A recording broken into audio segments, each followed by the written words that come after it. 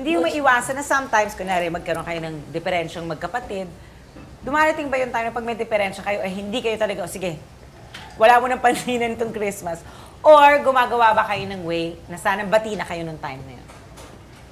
Sa amin, walang ganun nangyayari sa amin. Hindi nag-aaway? Yung maliit kami, pero yung nag-mature na kami, Hindi na. nalaman namin, may utak kami, ginamit na namin. Ginamit finally, parang gano'n. Eh, paano pagkaaway na si Daddy?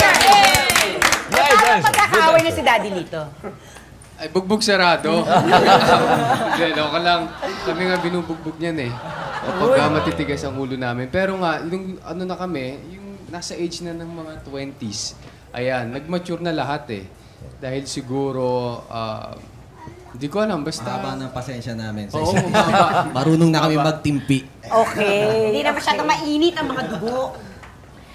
Kayo, as